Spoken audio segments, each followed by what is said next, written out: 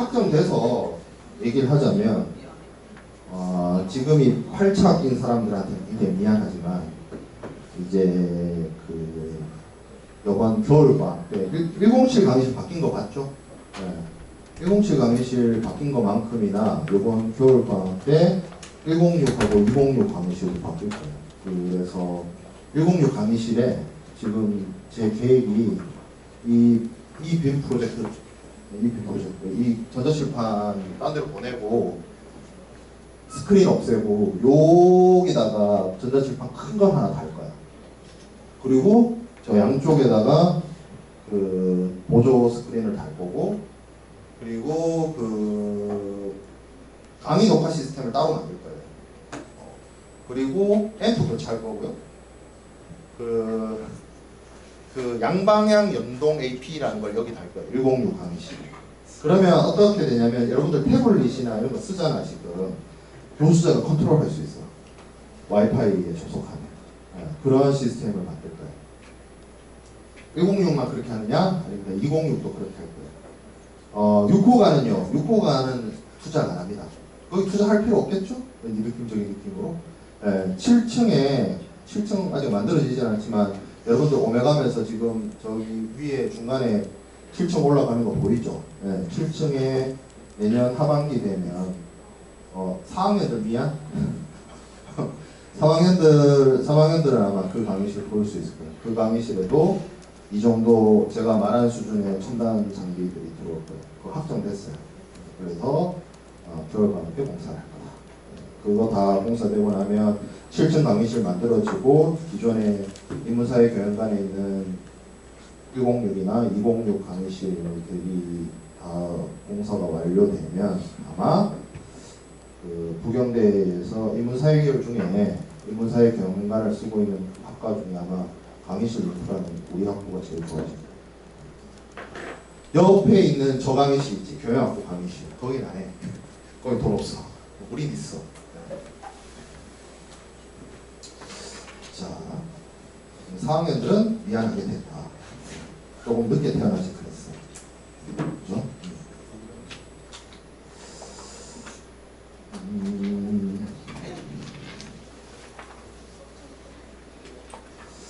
자, 오늘 할 거 굉장히 중요합니다.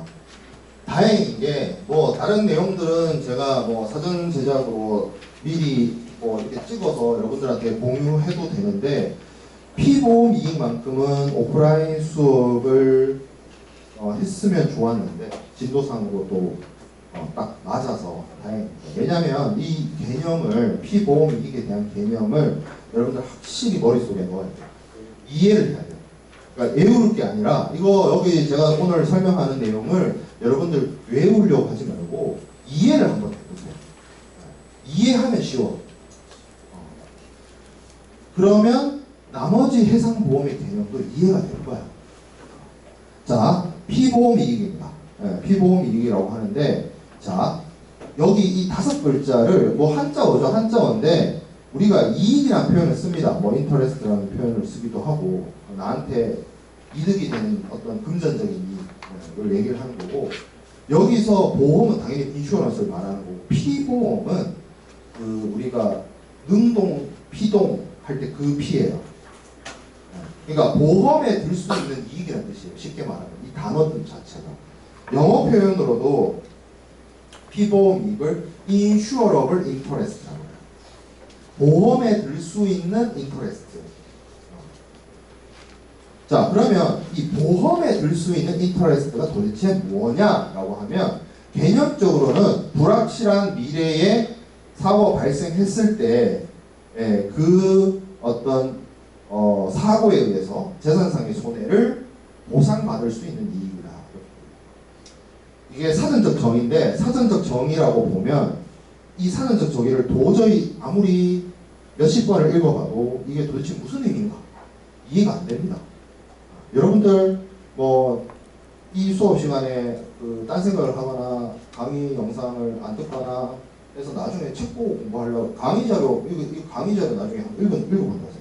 개념 해가지고 이제 그 형광펜으로 쓰겠죠. 색칠을 하겠죠. 개념이니까 불확실한 미래의 사고로부터 재산상의 손해를 보상받을 수 있는 뭔 말이야 이게. 우리나라 상법, 한국 상법, 보험 계약의 목적. 보험 계약의 목적. 자, 그러면 보험 계약의 목적이야. 여기서 방점은 보험 계약이야. 보험의 목적이 아니고 보험 계약의 목적이야. 보험의 목적과 보험 계약의 목적이 달라요. 보험의 목적은 예를 들어서 우리가 보험을 통해서 보호받으려고 하는 그런 어떤 물건들이나 뭐 그런 것들을 얘기를 해요. 예를 들어서 화물, 선박 이런 것들. 그 목적이란 말이 그 행동을 하는 이유이기도 하잖아. 그 보험이라는 행위를 왜 해? 내가 가지고 있는 내 재산, 화물, 선박을 보험이라는 제도를 통해서 보호받고 싶잖아. 그게 보험이라는 행위를 하는 내 이유이기도 해요. 그게 보험의 목적이야. 근데 보험 계약의 목적은 아니에요. 보험의 대상은 그냥 물건이긴 한데 쉽게 말해서 이게 목적이란 말이 이유일 수도 있지만 대상이라고 생각을 해보면 보험의 목적은 말 그대로 그 물건을 내가 아끼기 때문에 보험에 들어서 보호를 받고자 하는 것이라고 한다면 보험 계약의 목적은 아니야. 보험 계약은 목적, 보험의 계약, 보험 계약을, 그러니까 쉽게 말해서 보험자와 피보험자 사이에서 이루어지는 보험 계약의 대상은 그 물건이 아니에요. 물건이 아니에요. 정확하게 말하면 피보험 목적물에 대해서 특정인이 가지는 이해관계가 보험 계약의 목적이고 이유이고 보험 계약의 대상. 자, 그림으로 한번 가볼게요. 우리가 해상보험은 크게 제가 나눠봤을 때 앞선 시간에 화물에 대한 보험 혹은 뭐 적하보험, 영어 표현으로 카고 인슈어런스라고 했어요. 그리고 선박보험이 있습니다. 선박보험에 대한 영어 표현은 헐 인슈어런스라고 합니다. 헐이란 말이 한국어에서는 놀랄 때 헐이지만 영어 표현으로 HULL이라고 쓰면 선체를 의미합니다. 배 그 덩어리. 그래서 헐 인슈어런스를 선박보험이라고 해요. 영어 표현으로. 자, 근데 당연히 화물보험은 우리가 수출입 화물을 보험에 부보하는 것이고 사고가 났을 때를 대비해서 선박보험은 해상사고에 대비해서 선박보험을 넣어요. 맞아. 보험의 대상이 맞아. 그걸 넣는 건데 우리가 보험회사랑 체결하는 보험 계약은 얘네들 화물 그 자체나 선박 그 자체를 보험의 대상을 하는 것이 아니고 이 화물에 대해서 이해관계를 갖고 있는 사람. 화물에 대해서 이해관계를 갖고 있는 사람이 누굴까? 화물에 대해서 이해관계를 갖고 있다. 이해관계가 뭐야? 경제적인 뭔 관계. 주인. 여러분들 들어본 적 있을 거예요. 소유권, 수익권, 담보권. 그런 말 무역계약론 시간에 나는 가르쳤어. 여러분들 기억날지 모르겠지만. 그게 경제적 이해관계예요. 그럼 화물에 대해서 이해관계를 갖고 있는 사람이 누구야? 주인이죠, 주인. 하주. 선박에 대해서 경제적 이해관계를 갖고 있는 사람 누구? 선주. 조물주 위에 선주. 이 사람들이 선주의 경우에는 선박에 대해서 소유권을 가지고 있고요. 하주의 경우에는 화물에 대해서 소유권을 가지고 있어요. 그게 이해관계죠.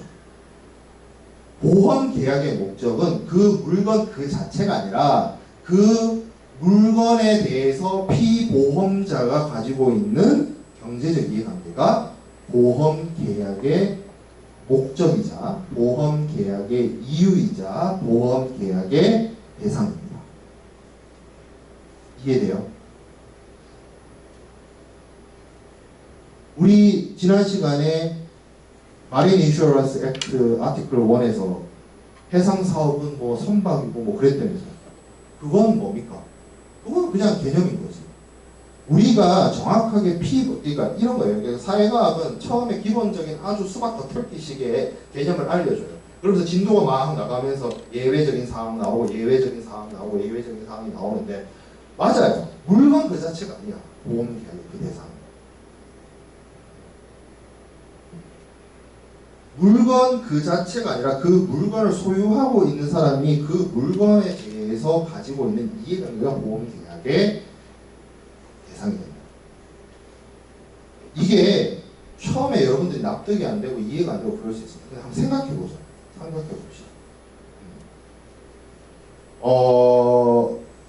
이거 극단적인 예예요. 극단적인 예인데 예를 들어서 길 가다가 내가 돌을 예쁜 돌을 주웠어요. 예쁜 돌을 주웠는데 보험회사를 찾아가서 이 예쁜 돌 그 자체에 대해서 보험을 들겠다라고 하면 보험회사가 안 들어줄 거예요. 내가 그 돌을 소유하고 있기 때문에 그 돌의 소유권을 내가 주장을 할 수 있어요. 근데 보험회사가 그 돌을 보험에 안 넣어주려고 하는 이유 하나예요. 내가 그 돌을 소유함으로 인해서 가지고 있는 경제적 이해관계를 계산할 수가 없어요. 보험회사 입장에서. 이해돼요? 무슨 말인지? 근데 내가 아이폰이 있어요. 요새 나오는 아이폰 뭐 프로맥스 이런 거 뭐 한 200만 원 하죠. 200만 원짜리 휴대폰을 새로 샀다고 칩시다. 보험회사를 찾아가요. 나 이거 너무 아껴서 보험 들고 싶은데 보험 들어줄 겁니다. 왜 들어줘요? 그 아이폰을 소유하고 있는 사람이 아이폰을 소유함으로써 200만 원짜리 물건에 대한 이해관계를 가지고 그거 없어지면 다시 살려면 200만 원 들잖아. 이해돼요? 그 차이가 느껴져요? 길 가다가 주운 돌과 200만 원짜리 물건을 보험회사가 보험을 들어주고 안 들어주는 이유는 뭘까? 똑같은 소유권이잖아.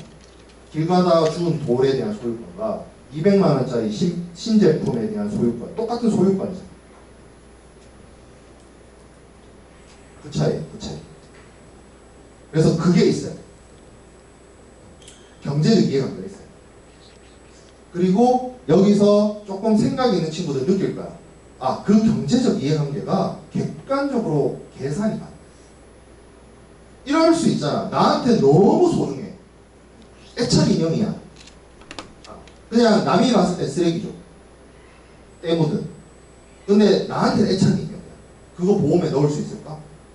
나한테는 그 무엇과도 바꿀 수 없는 물건이지만 남이 봤을 때 그냥 쓰레기야. 보험에 넣을 수 있을까? 없어. 미안하지. 물론 그렇게 할 수 있습니다. 보험회사한테 억만금을 줄게. 넣어줘. 그러면 넣어주긴 해요. 뭐 안 될 건 뭐 있어. 돈이면 다 해결돼. 보험회사는 금융업을 하는 회사이기 때문에. 근데 기본적인 개념상 사회적인 통념상 그 어떤 경제적 이해관계라고 하는 거는 금전적으로 회계적으로 계산이 가능해요. 그게 중요해요. 그래서 그냥 이해관계가 아니라 그 표현이 있는 거예요. 경제적 이해관계. 여기 이 그냥 이해관계가 아니잖아. 경제적이라는 말 표현이 우리가 여러분들 국제통상학부에서 수업을 들으면서 국제경제학도 공부하고 금융 관련 수업도 공부하고 재무관리 수업도 공부를 하겠지만 이 경제적이라는 말이 돈으로 계산 가능해요. 금전으로 계산 가능해요. 회계적으로 계산 가능해요. 선박 가능하죠. 왜? 선박 샀을 때 가격이 있잖아. 선박 만들었을 때 가격이 있잖아. 물건 가격이 있잖아요. 원가부터 시작해서 배송료 뭐 등등등등 판매비 등등등등 운송비 등등등 계산할 수 있잖아. 물건에 대한 가치. 수출입하기 위한 화물의 그 화물의 가치 계산 가능하잖아요. 그러니까 매매 계약을 체결해가지고 매도인이 매수인한테 팔았겠지. 얼마인지가 계산이 되니까. 선박도 당연히 계산이 됩니다. 경제적인 이해관계라는 표현이죠. 그래서 보험에서 우리가 보험 계약 체결의 목적, 보험 계약의 목적이라고 하는 것은 물건 그 자체가 아니라 피보험 이익이다. insurable interest다. 그럼 그 피보험 이익 insurable interest는 뭐냐? 물건 그 자체가 아니라 그 물건에 대해서 경제적 이해관계, 소유권, 수익권, 담보권 등등을 가지고 있는 사람이 그 물건에 대해서 가지면 경제적 이해관계. 그리고 그 경제적 이해관계를 보험에 부과한다.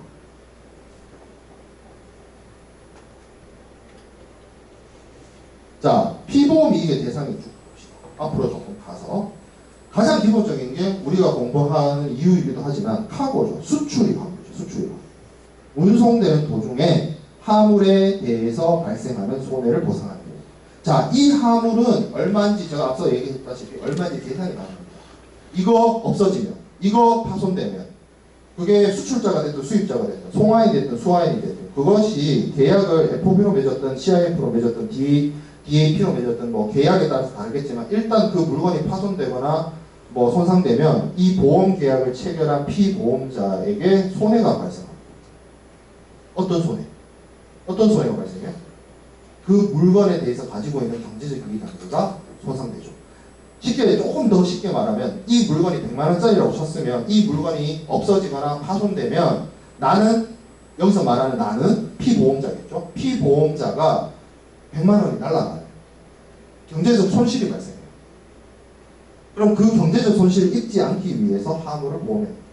자, 선박 당연히 들겠죠. 선주 입장에서 배, 제가 말했습니다. 지난 시간에도 얘기를 했다시피 대형 컨테이너선 요즘에 나오는 2만 TEU급 선박들 3천억, 4천억 합니다. 한국 돈으로. 그리고 제가 이거는 코로나 이전 가격이기 때문에 코로나 이후에 팬데믹 이후에 요즘 신조되는 선박의 가격 아마 더 올라왔을 거예요. 원자재 값이나 금리가 많이 올라가가지고 뭐 카운팅 할 수가 없어요. 근데 그런 배가 파손된다, 침몰한다, 막대하죠. 경제적 손실 어마어마하죠. 그거 보험 보호의 대상이 됩니다. 자, 희망이익. 이거 설명했죠. 희망이익 뭐예요? 인컴텀스 할 때 공부했잖아. CIF 할 때 110%. 그렇죠? CIP로 할 때도 110%. 왜 100% 안 하고 110%? 그 추가되는 10% 뭐야? 희망이익. 아무 문제 없이 목적지에 도달했으면 내가 그 수익을 냈을 텐데 없어져 버리면 100%만 없어지는 것이 아니라 내가 미래에 벌어들일 수 있었던 찬스, 기회 이것도 사라지잖아요. 당연히 보험보호의 대상이 될 수 있죠. 자, 증액보험. 이거는 여러분들이 증액보험에 대해서 아직 안 배워서 그런데 보험의 부보 대상이 되는 물건이나 이런 것들 중에 보면 국제 시세에 따라서 가격이 시기에 따라서 변동하는 애들이 있어요. 그러면 그거를 인상분을 증액보험이라는 형태로 별도의 보험을 넣기도 합니다. 그 대상이 될 수도 있어요. 자, 운임. 왜 운임이 보험 부보의 대상이 되는지 지난 시간에 설명을 했습니다. 운임 후불의 경우에는 목적지에 안전하게 도착해서 운임을 받아내야 되는데 사고가 났다. 못 받아내요. 못 받아내는 금액, 만약에 그렇게 중단에 운송이 중절돼가지고 더 이상 최종 목적지에 도착하지 못해서 그 계약, 운송 계약의 목적을 달성하지 못했어. 그러면 내가 못 받아내는 그 운임을 당연히 계산할 수 있죠. 계산기 두드려 보면 나오죠. 당연히 보험보호의 대상이 될 수 있어요. 선비, 이거 뭐라 그랬어요? 투자 비용이라고 생각하라 했죠. 선박에 투자하는 비용. 배가 3천억인데 그 3천억짜리 배가 목적을, 항해의 목적, 그러니까 해상사업의 목적을 달성하기 위해서는 선원도 고용해야 되고 뭐 소모품도 넣어야 되고 기름도 넣어야 되고 식량도 넣어야 되고 막 한다 그랬죠. 3천억짜리 배를 제대로 굴리기 위해서는 내가 50억에 투자를 해야 돼. 근데 배가 스탑돼. 침몰했어요. 싱킹이 일어났어요. 자초가 됐어요. 스트랜딩이 일어났어. 제대로 운항을 못해. 그러면 3천억만 날리는 게 아니라 모두 같이 날린다? 내가 그 선박을 제대로 운영하기 위해서 투자했던 돈도 날리는 거야. 당연히 보험보호에 대한. 자, 그 다음에 수입세. 이거는 좀 설명을 좀 추가적으로 해야 되는데, 그래요. 내가 이게 우리 학부에 통관 및 관세 수업이 있죠. 그걸 내가 안 하기 때문에 그 수업을 하시는 분이 어느 정도까지 가르치는지는 잘 모르겠는데, 일단 설명을 해볼게요. 자, 우리나라 한국의 경우에, 이 한국의 경우라고 해서 유학생들 다르게 생각할 게 아니라 다른 나라도 거의 비슷합니다. 대동소이해요. 브라질 빼놓고. 브라질은 커피에다가도 수출할 때 세금을 붙여서 좀 이상하긴 한데 어쨌든 웬만한 나라들은 그 나라로 수입할 때 세금을 부과합니다. 관세. 그죠? 근데 그 기준이 있을 거 아니야. 관세를 어떻게 부과하느냐. 관세를 부과하는 방식이 있을 거 아니야. 관세를 부과하는 방식은 심플해요. 어떤 방식이냐면 물품 가격에, 이거 제가 그냥 여러분들 이해하기 좋으라고 그냥 물품 가격이라고 해놨는데, 원래대로 하면 구매자가 지급해야 할 혹은 지급하여야 할 가격이라는 명칭을 써요. 그거는 생략하고 일단 가격이라고 치자고. 가격 곱하기 세율이에요. 이 세율은 관세율. 요걸 곱하면 관세액이 나와. FTA가 FTA가 뭐 하자는 얘기야? FTA 핵심이 뭐야? 이 관세율을 0%로 만들자. 너하고 나 사이. 다른 나라 말고. 너와 나 사이에서만 내가 너한테 물건 줄 때랑 네가 나한테 물건 줄 때 관세율을 0%로 만들자는 게 FTA. 핵심이. 뭐 다른 것도 있지만 뭐 서비스, 투자 뭐 다 있지만 상품 무역에 있어서는 이게 핵심이야. 근데 FTA가 적용이 안 된다고 칩시다. 그러면 8%. 우리나라 그러니까 한국 관세법의 평균 관세율이 기본 관세율 평균이 8%예요. 자, 그러면 물품 가격이 있을 거 아니야. 이게 100달러면 내야 되는 관세가 8달러가 되죠. 이걸 다시 있어요. 갑자기 생각나. 한국 돈으로 원화로 뭐 해야 돼요? 환율로 바꿔야 되지. 네, 바꿔서 내요 관세를. 자, 그런데 요 100달러는 뭐냐 이거야. 여기서 뭐냐는 시기가 언제냐. 시기가 이 100달러. 왜 시기가 중요하냐면 수출하는 물품이잖아. 우리 편의점에서 물건 사는 거 아니잖아. 그러면 이렇게 올 거 아니야. 이렇게 여기서 이렇게 올 거 아니야. 이 100달러가 요 시점의 가격이냐, 요 시점의 가격이냐, 요 시점의 가격이냐 이거야. 사실은 제가 이렇게 그림까지 그렸지만 이게 다 틀린 말이에요. 장소적 개념이 아니에요. 뭐가 기준이냐면 수입 신고 시 물품의 가격이에요. 수입 신고, 한국에서 물품 외국에서 한국으로 들어올 때 수입 신고를 합니다. 수입 신고 해야 돼요. 수입 신고 필증을 받아야 돼요. 근데 그 수입 신고를 할 때 뭘 하냐면 물품에 대한 가격 신고를 해요. 이 물품의 가격은 얼마입니다. 이렇게. 네. 그러면 수입 신고할 때 가격 신고가 같이 되어 있거든요. 그거에 따라서 그 물품의 가격에 따라서 다시 관세와 부가가치세와 뭐 개소세 뭐 등등등을 다시 주세, 뭐 술이면 주세까지 계산을 해가지고 따로 또 뭘 하냐면 납세 신고를 해요. 그래서 저 100달러를 그러니까 이게 세율은 어떤 물건을 사오느냐에 따라서 딱 정해질 거고 요쪽이 바뀔 거 아니에요. 가격이 변동이 있을 거 아니에요. 요 가격의 기준점이 수입신고시인데 보통 수입신고시가 관세법에서 뭐라고 되어 있냐면 국내에 반입되어 가지고 요 시점에 수입신고를 하게 되어 있거든요. 근데 한국 사람들이 성격이 뭐야? 나도 지금 굉장히 말을 빨리 하고 있는데 빨리잖아. 한국 사람들 특징이 빨리야. 뭘 하냐면 한국에 들어오기 전에 수입신고. 그게 야매로 봐주는 건가요? 라고 물으면 야매가 아니고요. 관세법에 넣어놨어요. 입항전 수입신고라는 게 있어. 한국 관세법에. 그리고 더 나아가서 출항전 관세신고도 있어요. 출항전 수입신고도 있어요. 그 얘기는 뭐예요? 여기서 출발하기 전에 한국에 들어와서 수입될 물품에 대해서 관세신고를 해버리는 거예요. 수입신고를 해버리는 거예요. 한국 관세법 있어요. 제도가 있어. 근데 요 출항전의 경우에는 몇 가지 제약이 있습니다. 몇 가지 제약이 있냐면 가까운 나라. 중국, 일본. 이런 데는 비행기는 뜨면 1시간이고 선박은 2, 3일이거든요.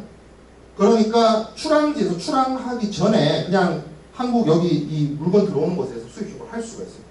납세 의무자, 수입자. 자, 그러면 그 얘기인즉슨 뭐냐면 배가 출발하기도 전에 예를 들어서 여기가 뭐 상하이라고 칩시다. 그래서 그 상하이에서 배를 선적하기 전에 수입신고를 해버려요. 여기서. 그러면 모든 수입신고가 관련된 행정 절차가 배가 한국에 들어오기도 전에 다 끝나겠죠. 그러면 도착하자마자 다 빼가면 되지. 만약에 여기서 안 하고 들어온 다음에 수입신고를 하게 되면 뭐가 되면 수입신고 해야 되죠. 그러면 세관에서 경우에 따라서는 검사할 수도 있죠. 그리고 바로 수리가 떨어지면 좋은데 뭐 예를 들어서 뭐 이게 도착한 날짜가 뭐 일요일이거나 뭐 등등등으로 밀려버리면 한국에 들어오고 나서 창고에 들어가가지고 한 며칠 있어야 되거든. 그러니까 가까운 곳에서 중국이나 일본에서 물건 사오는 사람들은 출항전 수입신고를 해버려요. 그러면 이미 행정처리가 다 끝나있기 때문에 들어오자마자 바로 빼갈 수 있어요. 부산항에서 바로 빼갈 수 있다고. 그러면 문제가 뭐냐면 요때 수입신고를 하면 이때는 물건이 정상적인 상태잖아. 그래서 100달러 했어. 오다가 사고가 나. 도착했어. 물건이 100달러짜리가 아니야. 그럼 어떡하는데? 세금 늦게 내나요? 세금 안 내나요? 세금 내겠다 했잖아. 일단 세금 내야 돼. 이거예요. 그러니까 여러분들 그 나라를 상대로 장난칠 수 없잖아. 내가 물건 빨리 빼나가겠다고 해가지고 $100짜리 물건에 대해서 세금 계산 다 해가지고 냈어. 돈을 다 냈어. 근데 도착해보니까 물건이 중간에 빠그라졌어. 그러면 돌려주세요를 해야 되는 거지 안 낼 수는 없어요. 그러면 돌려줍니다. 이게 $100짜리가 나중에 $100가 아니고 여기 중간에 사고가 나가지고 $20짜리가 됐어. 혹은 없어졌어. 그러면 이게 정상적으로 내가 낸 세금에 대해서 돌려주세요를 신청할 수 있는 절차가 따로 있어요. 관세 환급이라고 합니다. 근데 왠지 느낌적인 느낌으로 세금 낼 때는 빨리 받아가겠지만 세금 돌려줄 때는 천천히 돌려주겠죠.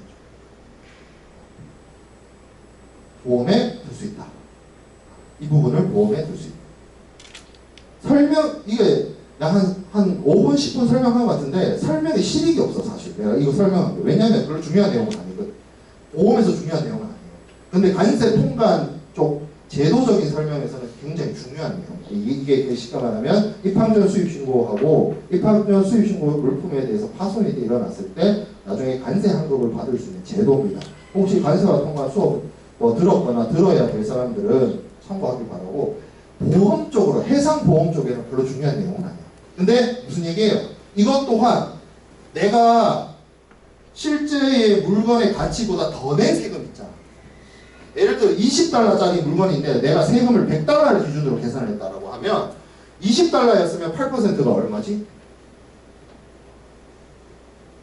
4 아닌데? 2분? 맞나? 몰라. 산수 안 돼. 아무튼 줄 거 아니야. $8는 아닐 거 아니야. 그지? 그만큼의 차이가 발생. 무슨 차이? 경제적 차이, 금전적 차이, 회계적 차이. 그거 보험에 부과할 수 있다. 자, 그 다음에 피보험 이익을 반드시 여러분들이 이해하고 넘어가야 되는 이유 중에 하나가 또 있어요. 그게 보험 가액의 개념이면서 보험 금액의 개념과 이어집니다. 우리 보험 목적물을 배웠습니다. 보험 목적물 뭐예요? 보험의 대상. 보험 계약의 대상 말고 보험의 대상. 물건, 화물, 선박. 방금 배웠잖아. 방금. 얘네들이 보험의 대상이야.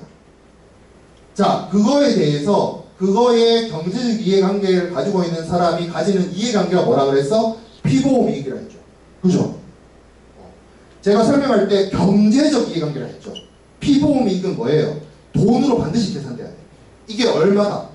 내가 이 물건에 대해서 가지고 있는 소유권이 얼마입니다. 금전적으로 얼마인지 딱 계산이 돼야 돼. 뒤에서 얘기를 다시 하겠지만 만약에 금전적으로 이게 얼마다라고 계산 안 되는 거는 피보험 이익을 주장할 수 있다? 없어요. 없어. 맞아. 그래서 길 가다가 죽은 돌멩이 보험 못 넣는 거야. 얼마인지 계산이 안 되기 때문에. 자, 그러면 그게 피보험 이익이라는 걸 알았어. 자, 그러면 우리가 분명히 경제적 이해관계라고 했는데 여러분들이 물건의 가치에 대해서 정확히 알 수 있는 것도 있는데 세상에 엄청나게 많은 물건들이 지금 그 물건의 가격이 얼마인지를 모르는 물건들이 더 많아요. 왜 그러냐면 물건이 신제품만 있는 게 아니잖아.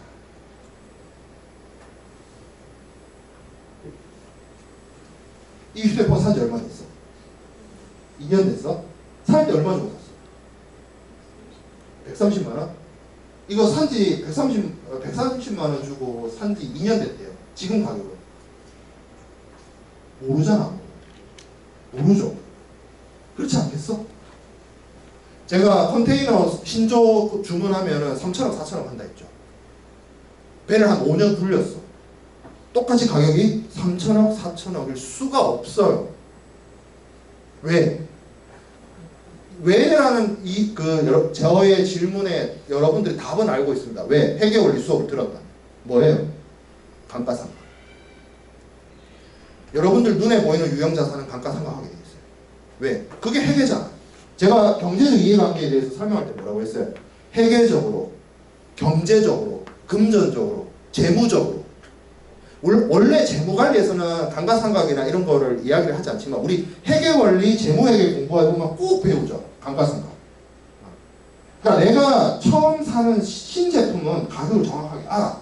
근데 중고품 어떻게 할까? 가격 어떻게 할까? 그래서 피보험 이익이 가지고 있는 피보험 이익에서 말하는 그 경제적 이해관계가 정확하게 얼마인지를 알려면 평가를 해요. 이 물건의 가격은 얼마다.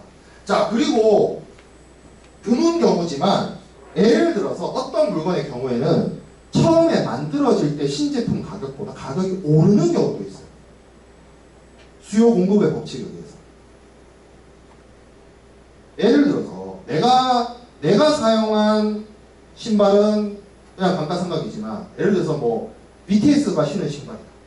중고품이지만 신제품보다 가격이 비싸지겠죠. 당연한 거 아니에요? 그리고 우리가 여러분들이 사는 물건은 소매로 구매를 하는 거기 때문에 웬만하면 소매가가 다 정해져 있죠. 그런데 국제무역에서는 소매가에 있는 물건만 거래하는 게 아니죠. 원재료, 대표적으로 석유, 석탄 이런 거 시세가 변합니다. 여러분들 경제 뉴스로 접하잖아요. 유가가 뭐 몇 배럴에 뭐 얼마가 됐고 때때로 변해요. 시시각각 변해요. 그러면 정확하게 그 물건에 대한 가격이라는 거를 파악하기가 힘들어요. 그래서 그 가지고 있는 피보험 이익에 대해서 정확하게 평가를 하면 그게 뭐다? 보험 가액입니다. 보험 가액. 보험 가액은 insurable value라고 영어 표현. 이 말 자체도 뭐예요? value가 일종의 그 뭐 어떤 가치 뭐 이렇게라고 번역을 한다라면 보험에 들 수 있는 가치. 다시 조금 앞으로 가서 자 그러면 이렇게 이해되죠? 자 보험 목적물은 화물이고 그 화물에 대해서 이해관계를 갖고 있는 피보험자가 그 물건에 대해서 가지고 있는 경제적 이해관계가 피보험 이익이고 그 피보험 이익이 얼마인지를 계산을 해보니까 예를 들어서 100달러라고 칩시다. 자 여기서는 선택을 할 수가 있어요. 피보험자가 그 100달러짜리 물건에 대해서 전액으로 다 100달러로 보험을 들 건지 아니면 한 절반만 보험에 넣을 건지 50달러. 선택의 영역 아니야? 그렇게 실제로 보험회사랑 보험 계약을 체결하는 금액을 보험 금액이요. 한국어로. 영어 표현으로는 insured amount. 여기 보면 앞에는 insurable이라고 했고 그러니까 이 전미어가 뭐예요? 보험에 들 수 있는 이라는 뜻이고 insured amount는 뭐예요? ED가 됐죠. 보험에 들었다는 뜻이잖아요. 실제로 보험 계약을 체결했다는 뜻이죠. 실제로 보험자하고 피보험자가 보험 계약을 체결한 금액이라는 뜻이에요. 보험 금액. 이게 같을 수도 있어요. 그러니까 보험 가액이 보험 금액과 같을 수는 있습니다. 근데 반대의 경우라고 했을 때 두 가지 케이스가 있죠. insurable value보다 insured amount가 클 수도 있고 작을 수도 있어요. 오늘 여기까지 나갈 건데 27번 슬라이드에 보면 자 밑에 그림 봐봐요. 보험의 목적이 있습니다. 물건. 그리고 그 물건에 대해서 경제적 이해관계가 피보험이익이에요. 피보험이익을 평가를 했어요. 가치가 얼마라고? 인슈어러블 밸류가 얼마라고? 1000달러예요. 1000달러인데 보험 계약을 체결했어요. 1000달러의 보험 계약 체결하면 보험 가액하고 보험 금액이 같죠. 1000달러짜리 물건에 평가할 수 있는데 이 1000달러짜리로 보험을 들었어. 그러면 그거를 풀 인슈어런스라고. 자 반대로 하면 케이스가 두 개니까 일단 자 1000달러짜리 보험 가액인데 보험 금액이 500이에요. 절반이야. 50% 알았어. 이거를 언더 인슈런스. 저 반대로 또 $1,000짜리 보험 가액인데 $1,200로 보험 금액을 들어요. 이거를 오버 인슈런스라고. 미리 알려주면 풀 인슈런스랑 언더 인슈런스는 아무 문제 없어.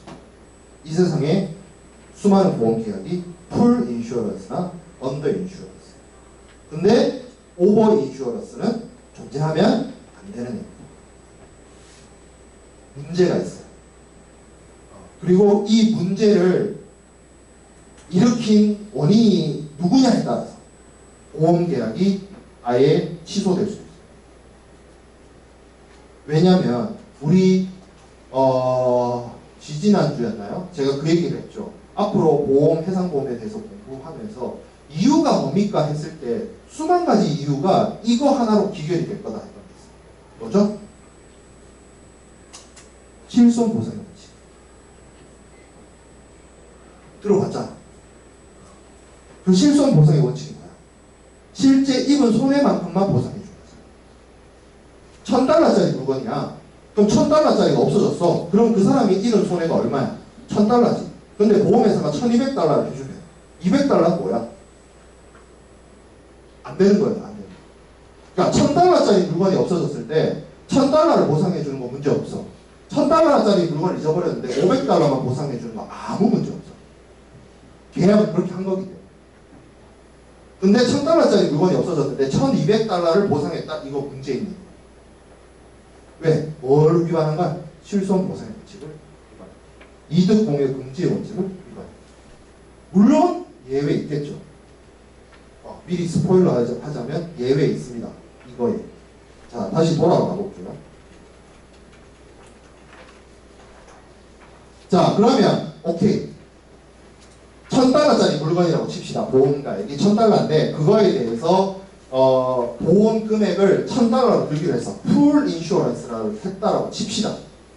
그러면 보험회사와 보험자와 피보험자 사이에 이루어진 계약은 $1,000짜리 보험 계약. 그러면 그 쉽게 말해서 사고가 났을 때 전손 사고가 났을 때 보험회사가 피보험자에게 보상해줘야 되는 돈은 $1,000.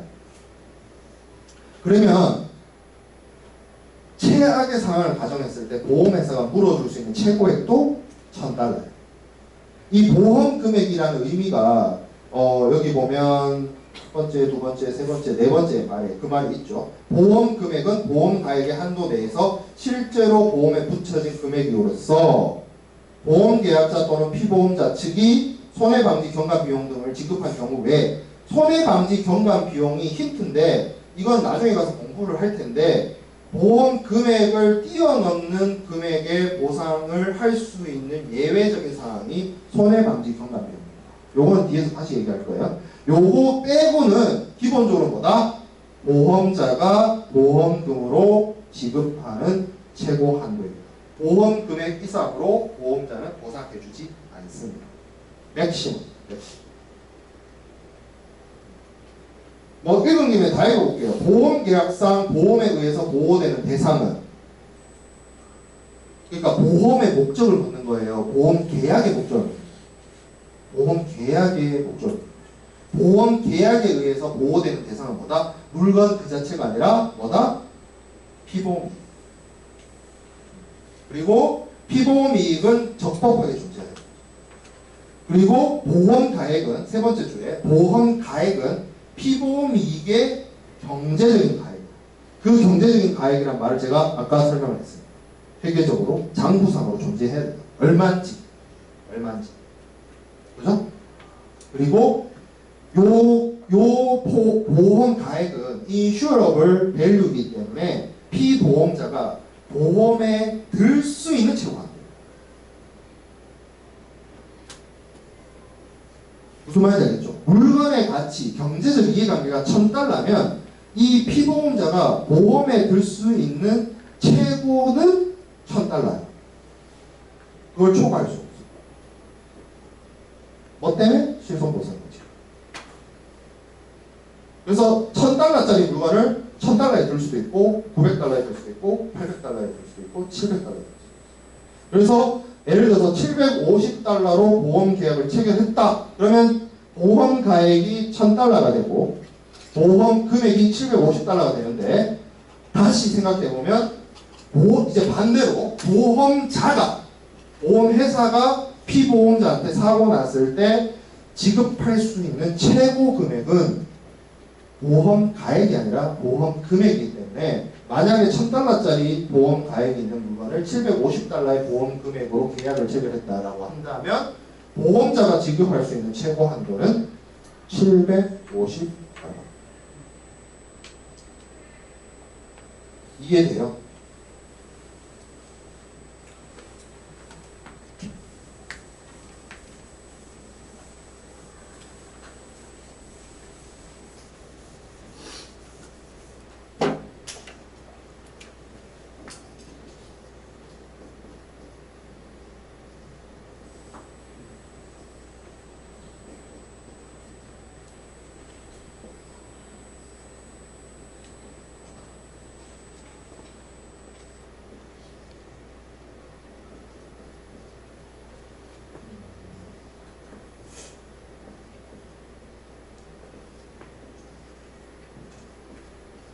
자,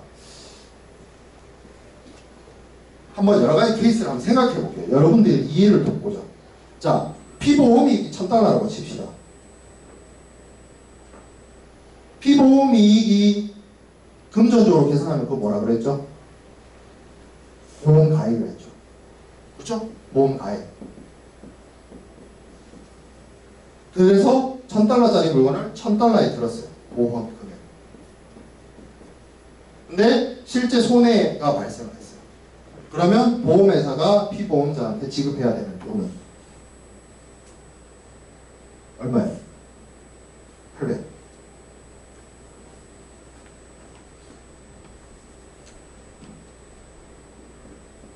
이거 가능해요? 이렇게 되는 거 가능해? 보험가액 1000, 보험금액 1000, 실제 손해액 1000. 그래서 손해액만큼 보험금을 지급했어. 가능해요? 가능합니다. 문제 없어요. 근데 뭐가 안 된다 했어요? 제가? 안 됩니다, 이거.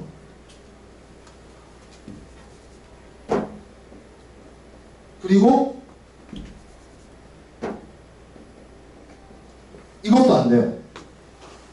이것도 안 돼. 오버 인슈런스 안 돼.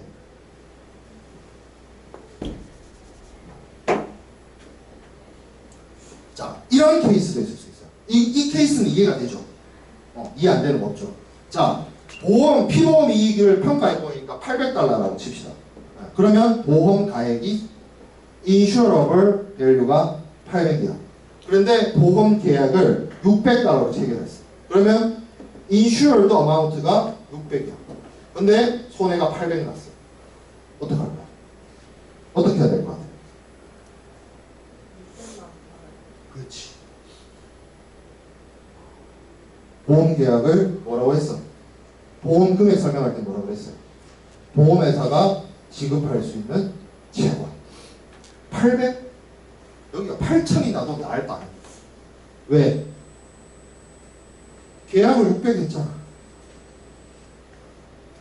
이해돼요? 무슨 말인지. 그러면 굳이 따지고 보면 이거 3개 중에 보험가액, 보험금액, 실제 손해액 중에 보험회사가 지급하는 금액은 뭐겠어요? 이 3개 중에 제일 낮은. 제일 낮은.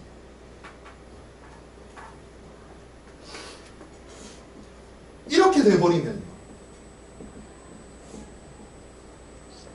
절대로 보험 금액과 손해액이 400을 뚫을 수가 없겠지. 이해돼요? 무슨 말인지? 얘가 있으니까 얘가 있고, 얘가 있으니까 얘가 있고. 그렇지 않을까? 그죠? 근데 이게 갑자기 400이 됐어. 그럼 얘도 같이 400이지. 400짜리 물건인데 손해액이 400, 물론 예외적인 경우에 뒤에서 다시 얘기를 하겠지만 실제 보험 가액이 400인데 여러 가지 상황에 의해서 아주 실무적인 상황에서 예외적으로 손해액이 400보다 클 수는 있어요. 뭐 때문에?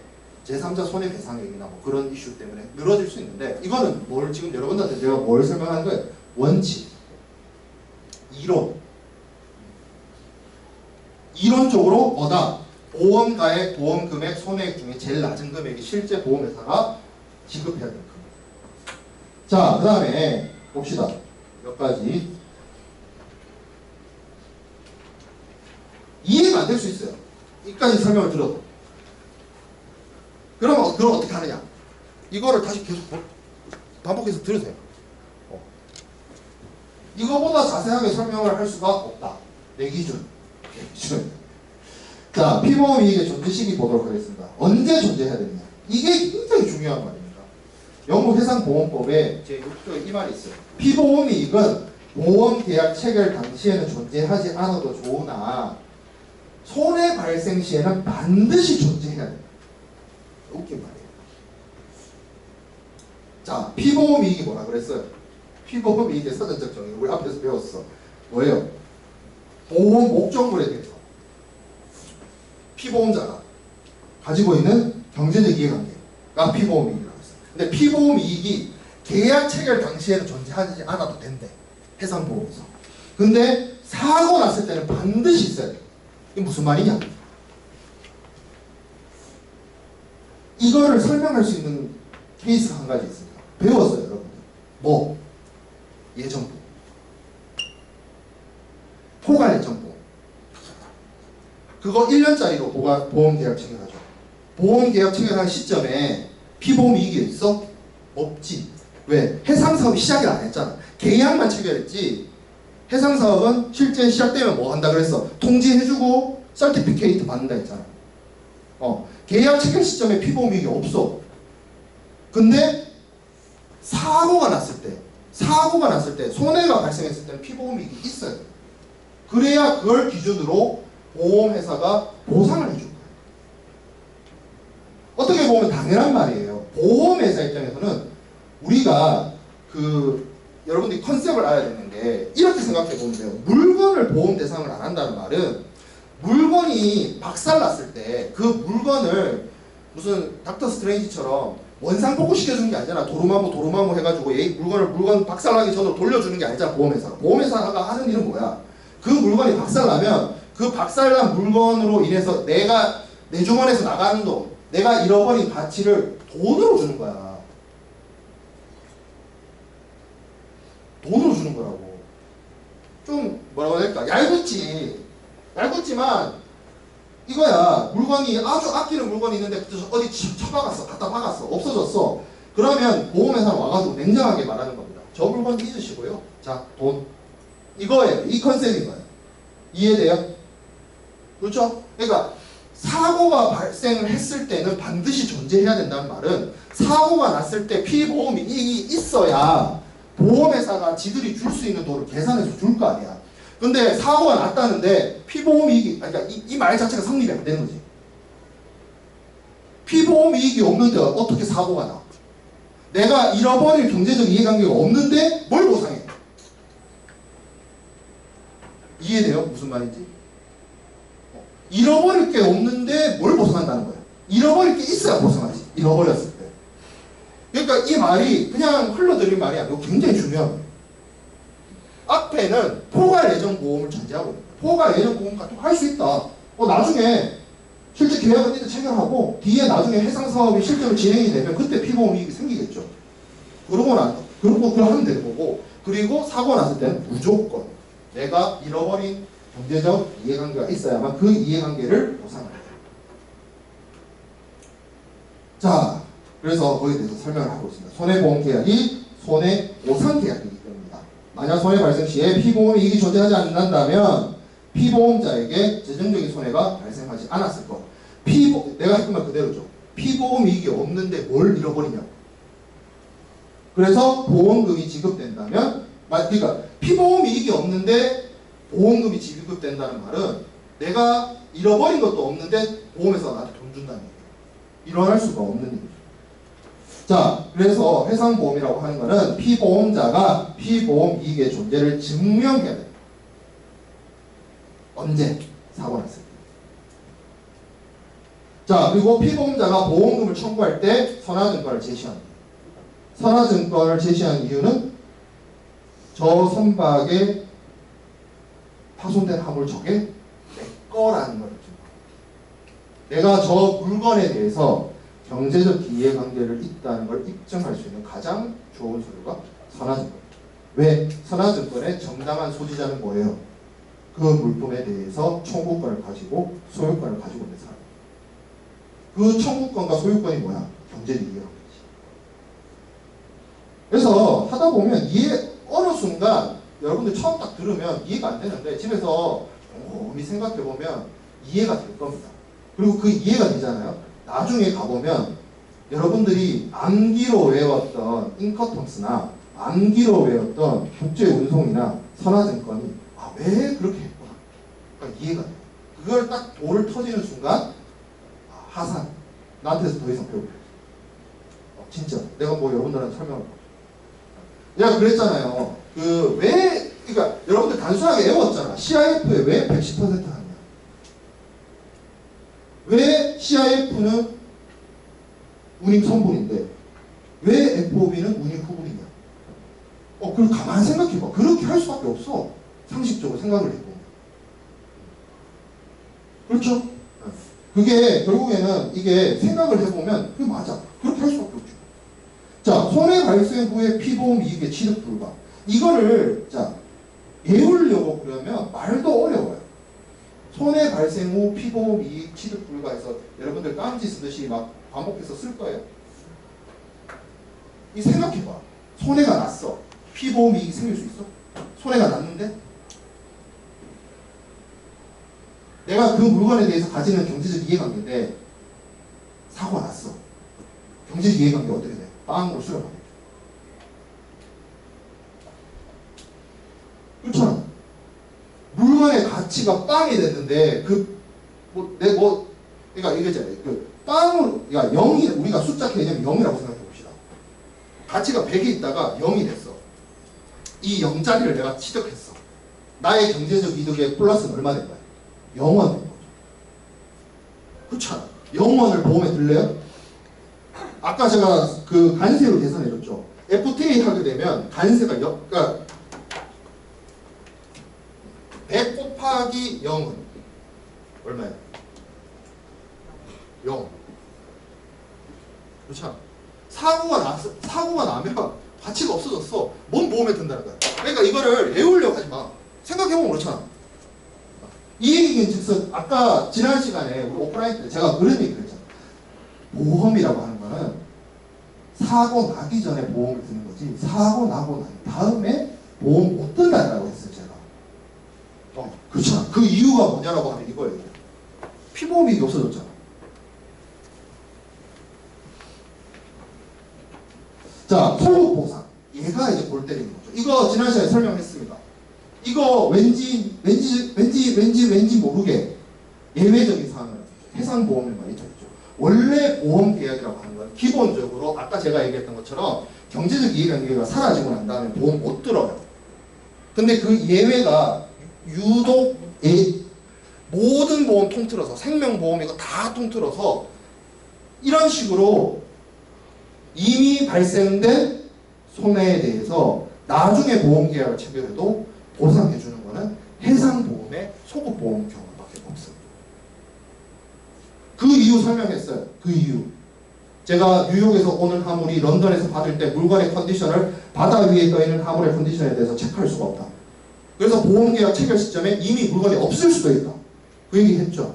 네. 그래서 해상보험이 가지고 있는 특징 때문에 소급보험이 인정이 됩니다. 그래서 MIA 이 규정이 있어요. MIA 6조 1항 단서 보면 보험 목적물이 멸실 여부를 불문함이란 조건으로 보험에 가입되어 있는 경우 보험계약 체결 시에 피보험자는 손해발생 사실을 알고 있었고 그 보험자는 그 사실을 모르고 있었던 경우를 제외하고 그래서 여기 그 두 번째 동그라미의 두 번째 줄에 보험계약의 체결 시 여기서 앞에서 갈로를 치고요. 세 번째 줄에 제외하고 끝나고 쉼표 뒤에 다시 갈로를 닫으세요. 요 케이스 빼고 뭐예요? 피보험자는 손해 발생후까지 피보험이익을 취득할 수 없는 경우에 보상받을 수 있다. 아까 요 앞에 페이지에 피보험 이득을 취득할 수 없으면 손해보상 못 받는다 했죠. 보험계약 체결 못한다 했죠. 근데 바로 그 뒷페이지에 뭐라고 돼 있어? 피보험자는 손해 발생 후까지 피보험 이익을 취득할 수 없는 경우에 보상받을 수 있다. 13번 슬라이드하고 14번 슬라이드가 완전 다른 말 하고 있죠. 그 이유는 뭐야? 소급보험 인정해준다. 해상보험.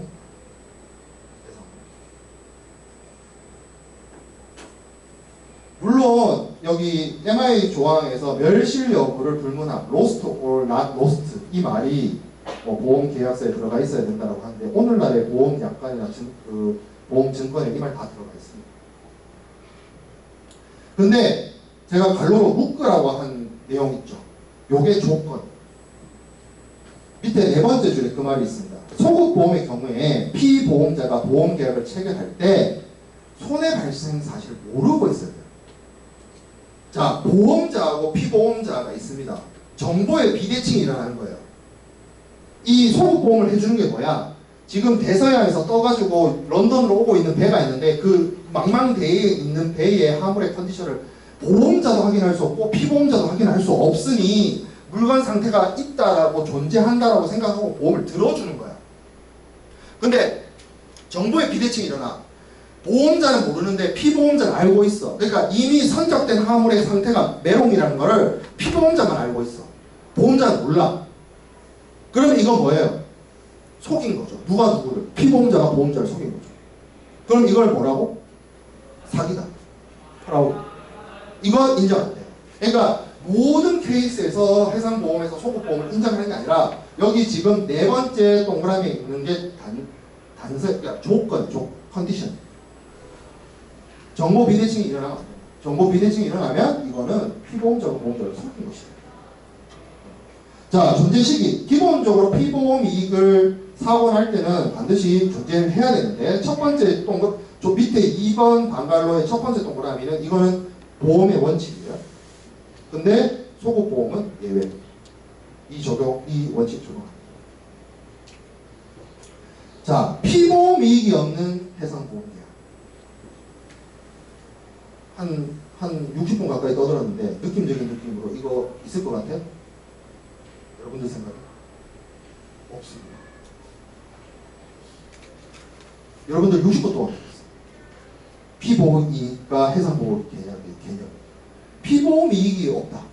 어떻게 보험 될 건데? 당연히 피보험 이익이 없으면 보험 계약은 무효입니다.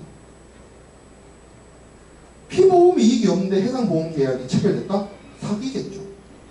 없는 가치를 있다고 구라쳐가지고 들지 않는 이상 피보험 이익이 없는데 어떻게 보험 계약이 있을 수 있어?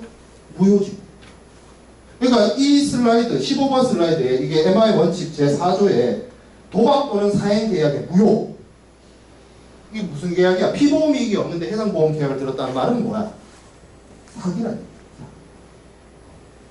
인정 안 한다. 인정 안 한다. Marine insurance by way of gaming. 게임, 여기서 말하는 게임은 롤을 말하는 게 아니에요. 갬블, 도박. 근데 여러분들 이 슬라이드를 외워야 될까? 외울 필요 없어요. 딱 생각해보면 피보험 이익의 개념을 생각해보면 이 말이 안 된다는 느낌이 확 오죠. 외울 필요 없다니까.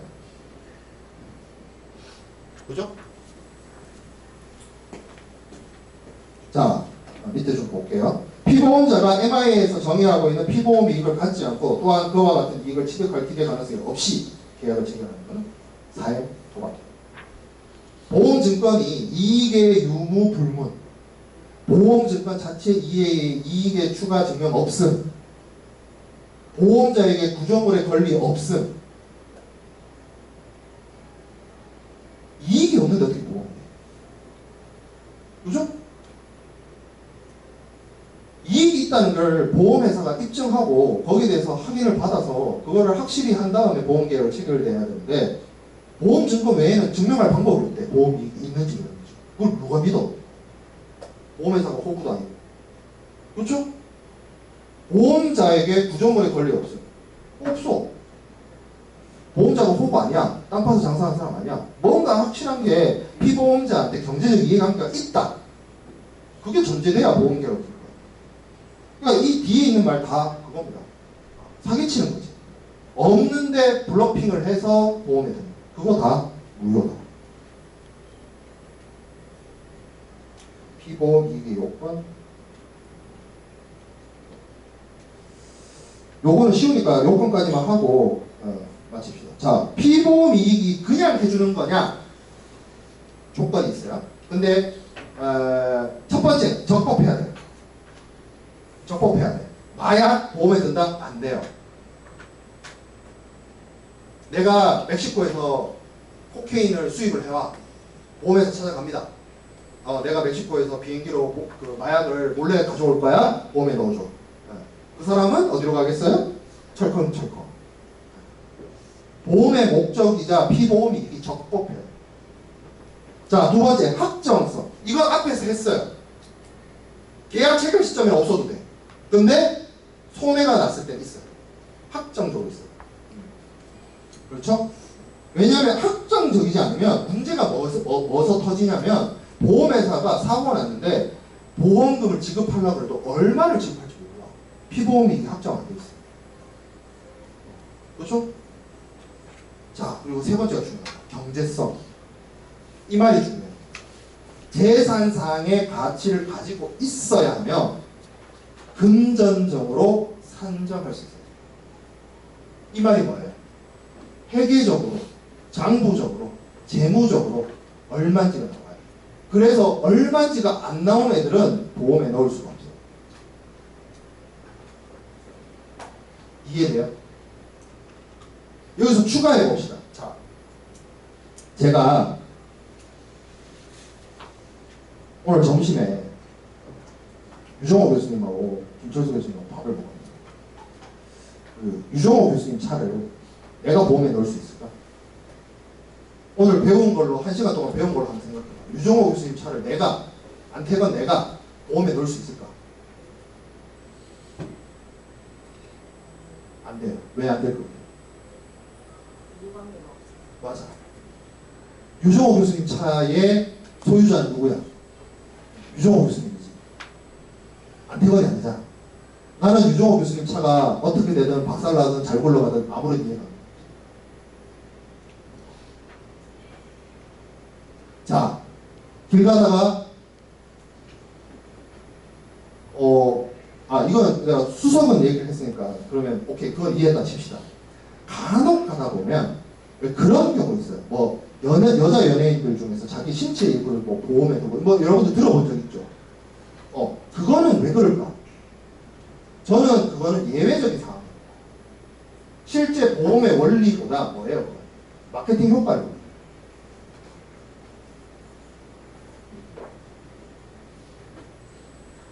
왜 그러냐면, 왜 마케팅 효과를 노리냐면, 그 사람의 신체 일부의 가치를, 미적 가치를 계산할 수 있냐? 없죠. 뭐 때문에? 경제성이 있어야 됩니다. 경제성. 그 물건의 경제적 가치를 계산할 수 있어야 되는데, 그 가치를 계산하기가 어려우면 못 됩니다. 제가 지나가다가 돌 주워서 그 돌 갖고 보험에 못 든다라고 했어요. 근데 그럴 수 있습니다. 굉장히 유명한 수석이야. 그건 보험에 들 수 있어요. 왜 그래요? 그 수석을 전문적으로 거래하는 사람들이 있고 그 거래하는 사람들 사이에서 가치가 형성이 돼 있어요. 그러면 평가를 할 수 있죠. 똑같은 돌이라도. 그러면 그건 경제성이 있는 거예요. 그러면 그건 보험에 들 수가 있어요. 이해되죠? 무슨 말인지. 자, 그래서 피보험 이익의 요건까지 살펴봤습니다. 자, 피보험 이익의 평가부터는 우리가 사전지적 강의로 보고 명절 잘 보내고 명절 지나서 보도록 합시다.